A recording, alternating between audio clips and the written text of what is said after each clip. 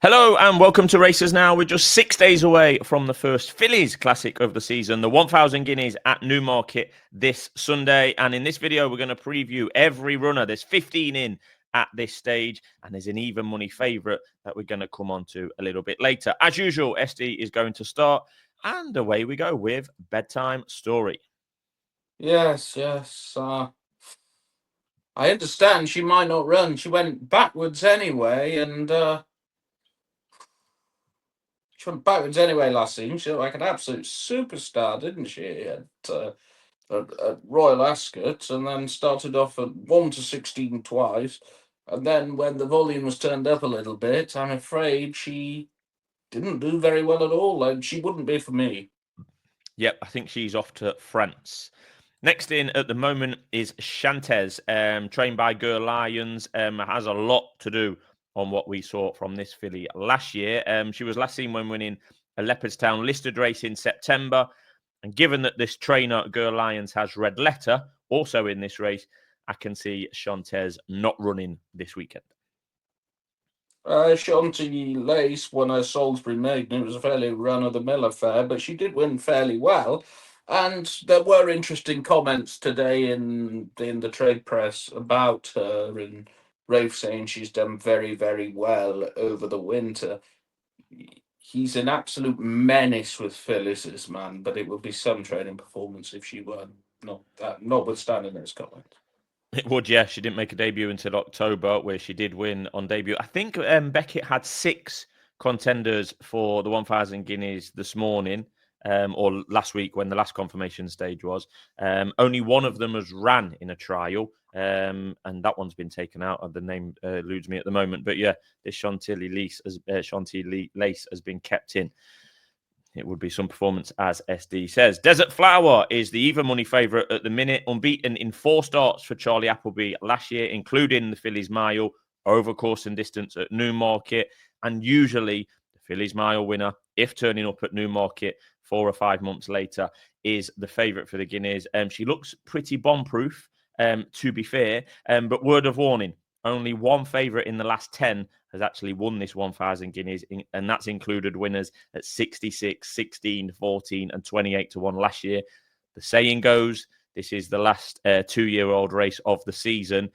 There's absolutely no way I would be backing a first-time out filly to win even money in the Guineas. I don't know what you think about that one, SD. Well, I think it's all about the race, isn't it? And once again, I think she's short enough. I'm not saying I am not saying she can't win, but I think she's certainly short enough. 100%. I just thought, it's just a rotten price, isn't it?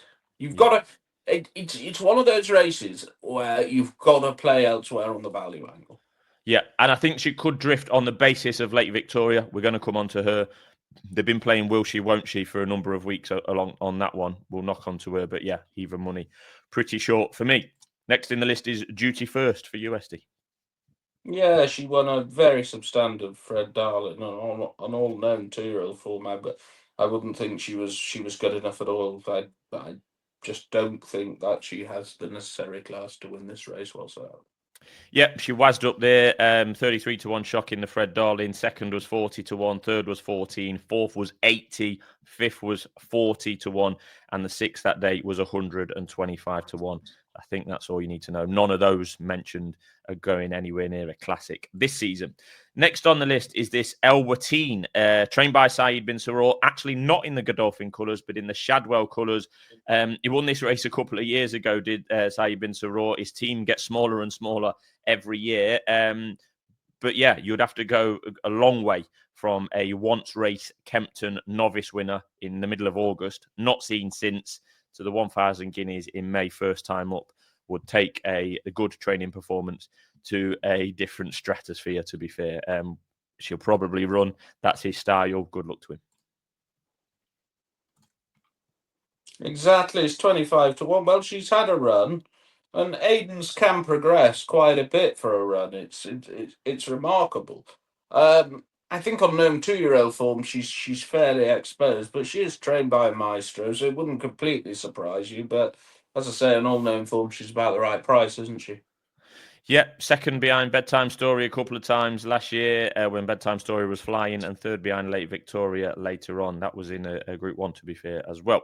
Next in the list is Flight. Ollie Sangster, young trainer, must think this horse is decent enough because he did have another horse entered in this race on Monday morning. And to my detriment, that horse, Celestial Orbit, who I thought ran a cracker in the Nell Gwyn, is not running.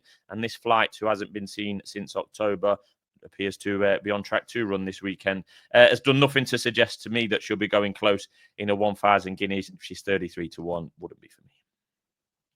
Yeah, good trainer Ollie Sangster as well, isn't he? He's having a good level of success. He had a winner yesterday for Pompey Ventures, and Pompey Ventures have done exceptionally well. Of course, they had the second in the Lincoln, and then they've got this filly yesterday they bought. They do have Prof. high hopes for her. I think she's off to stud, but at the end of the year. But good luck to Pompey Ventures and of course to Ollie Sangster.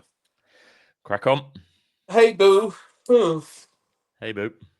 Yeah, second at the Fred Darling. Oh, Won a sorry. couple Yeah, of there is one from the Fred Darling. Sorry, I thought Duty First was the only one. But yeah, the first two yeah, from the Fred yeah. Darling. Second in the Fred Darling. Won a couple of egg and spoon races at Chelmsford. Chelmsford.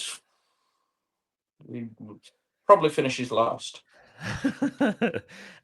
Jay Mackers might actually be in competition for that last place. Yeah, third on debut in early October, then went and won a maiden 3 weeks later in easy fashion. But it is a massive, massive jump.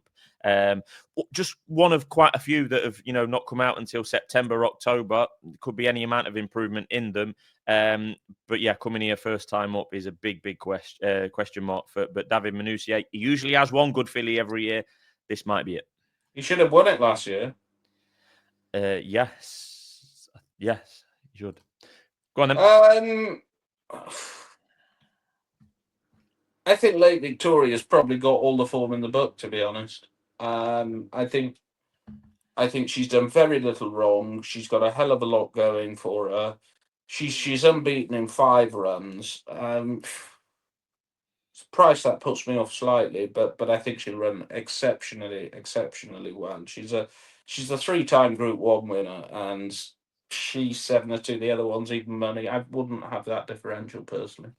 Yeah, and I do think that Desert Flower will drift if Late Victoria is declared, and it looks like she will be at this stage. I mean, to do what she did last year, she won a Group 1 over 7 furlongs, then went to Newmarket only 13 days later to win a Group 1 over 6, then went over to win a Group 1 over in America, Del Mar, with the bends, however, God knows how many bends there is in there, 8 furlong races there. But yeah, 7, 6, and 8 furlongs, really, really good 2-year-old year. But would anyone else get away with what Aidan O'Brien said about this Late Victoria? Clearly comes into the 2025, wherever she goes as a one of the headline fillies. But yet, we're training her for the Guineas, but she might not make it, and then she might run at the Curragh a day after. I don't know. He gets away with it because, as Steve called him earlier, he's a maestro. The problem is that everybody seems to hang on his every word. Yes, including me at times. Yeah, you try not listen to Aidan O'Brien bravado, because if it was to be believed, he trained the best horse he's ever trained every year, so he's getting better every year. And by now he should have trained something twice as quick as Frankel if you followed that logic. Yep. Well, I'll tell you what happened with Late Victoria. She'll probably be the only O'Brien runner in this race. She'll run okay. She'll finish for 4-4, third, 4-4, fifth. Everyone will call it a perfect first run of the season, and then she'll go on to bigger and better things. Not in terms of races, but in terms of achievements. And I think the script's written. No one will question it.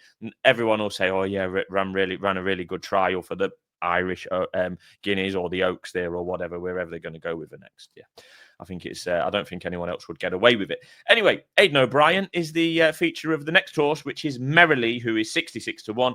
She was a 25 to 1 winner of the Osho Sharp Stakes at Newmarket in October. That's over 7 furlongs on the same course, but hasn't done a lot before or after that. And Aidan O'Brien also ran at best. I might not stay a mile anyway, being by no nay never. I thought Red Letter ran a pretty good race in the Moigler. She was a bit unlucky in the run. She had traffic problems. That was only the third run of her life. Gerlines is a very shrewd operator. I could see her running very, very well. It's a race I just want to, wait for final decks. But I think she could go close. I think she's too short, this red letter. Like, she's only a maiden winner after all.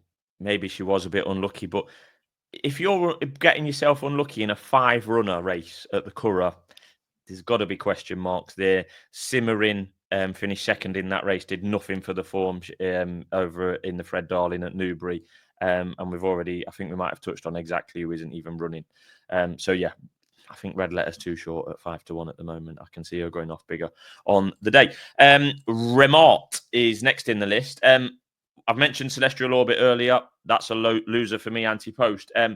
But this Remart also ran in the Nell Gwyn. The time of that Nell Gwyn, I'm told, wasn't very good, but I'm not a clock watcher myself. But this Remart also ran in that Nell Gwyn. One letter out from what you are. Yes, thank you.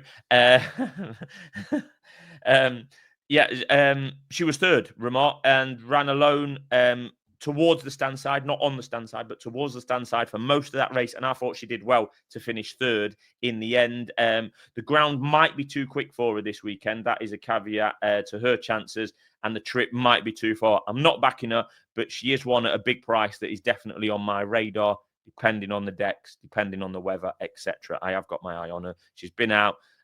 She showed that she's fit and well. And under the circumstances, I think she did well at Newmarket a couple of weeks ago. Simmering was, well, we've already alluded to the Fred Darling. She was crap. She wasn't good at all in the Fred Darling. The 5-2 train's joint rep favourite. said she'd prefer a slower surface, apparently. I'm not so sure about that because she's won a couple of races at Ascot. Well, she won one race at Ascot on fast ground. She ran very well on fast ground there last year. I think on old known form, unfortunately, she's not good enough. But it's nice for Ollie Sanks to have 2 in the race. Yeah, he did have 3 this morning, and the one that I wanted him to run, he's taken out. Right, SD, any bets that you're putting up at this stage for the 1,000? Not at this stage, I'm afraid. Yeah. I think a lot of it revolves around Lake Victoria, really, let's be honest. Yeah, we'll wait for Dex. Wait for Dex. I hope that Lake Victoria runs. She takes up quite a chunk of the market. She maybe goes off 5-2. Desert Flower comes out to 6-4-ish. And then we back something else because I think Lake Victoria, the script is written for her to run the perfect trial, the perfect prep race, and finish 3rd or 4th. That's your tagline, isn't it, for Lake Victoria? The script is written. Yes. I genuinely think that's the case. Yes, Prove me wrong. I get proven wrong most weekends.